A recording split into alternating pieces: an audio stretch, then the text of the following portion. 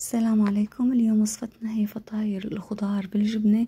رح نخبزها بالمقلاية مثل البانكيك، ورح نحصل على فطاير ولا أروع، غنية بالمكونات والعناصر الغذائية، لذيذة جدا، طريقة إعداد سهلة وسريعة، وبالتأكيد رح يحبوها الكبار والصغار. هاي المقادير اللي يصور الشاشة، وبالتأكيد رح تلاقوها بصندوق الوصف أسفل الفيديو. بالبداية نحضر العجينة. عندنا البيض، رح نضيف عليه فلفل أسود، بالتأكيد راح نحط له مقدار الملح المذكور بالمقادير. راح نضيف عليه حليب دافي وأيضا ماء دافي. نقلب بشكل جيد ونضيف الخميرة الفورية، ونقلب أيضا بشكل جيد، ونبتدي بإضافة الطحين بالتدريج، نضيفه على مراحل ونخلط لحتى ما يتشكل عندنا تكتلات من الطحين. راح نضيف عليها مقدار الزيت، أنا بستخدم زيت زيتون. أقلبها بشكل جيد لحتى تختلط بشكل كامل، وراح أغطيها وأتركها لمدة نصف ساعة لحتى تتخمر. وبهالأثناء راح نحضر الخضرة. بستخدم عندي فلفلة خضراء، في جزر وبطاطا وبصل، طبعا كليات هنية.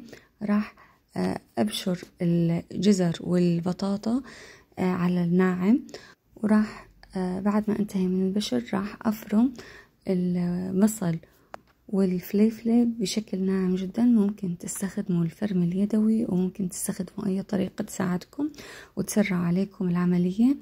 بعد ما انتهي من فرم كل هاي الخضرة وبرشها، راح أرجع على العجينة. صارت نصف ساعة مثل ما شايفين تخمرت. أحركها، وبعدها أضيف الجزر والبطاطا المبشورة، وأضيف أيضا الفلفلة والبصل المفرومين بشكل ناعم.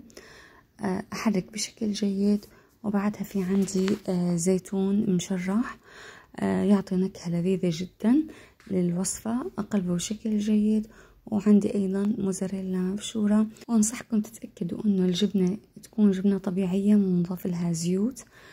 أضيف الكمية المطلوبة وأقلب بشكل جيد، وأتأكد أنه ما فيها أي تكتلات. وعندي أنا هون الجبنة المربعات اللي هي بالقشطة، راح أقطعها بالسكين لقطع صغيرة، وأضيفها على الخليط وأقلب بهذا الشكل. وبعدين راح أسخن مقلاية غير لاصقة، أضيف عليها مقدار ملعقة كبيرة من الخليط، أتركها لغاية ما تتماسك، وبعدين أقلبها على الطرف الثاني لغاية ما تتحمر، وأقلبها عدة مرات لغاية ما تاخد اللون الحلو الأشقر. وبهاي الطريقة راح تكون العجينة استوت، وبنفس الوقت الخضرة استوت. ولو تحبوا تكون حجم الفطيرة أكبر أو أصغر، هذا الموضوع يرجع لكم، ممكن تعملوها على مساحة المقلاية بشكل كامل. أنا أفضل هذا الحجم. بعد ما تستوي راح أرفعها على شبك لحتى تحافظ على قوامها، وأكرر العملية لغاية ما يخلص معي الخليط. وبعدين راح نحصل على هاي النتيجة. ما شاء الله، فطاير ولا أروع. طريقتها سهلة، مكوناتها جدا لذيذة وغنية، مفيدة جدا للأطفال قبل المدرسة. أنصحكم تجربوها وإن شاء الله تعجبكم.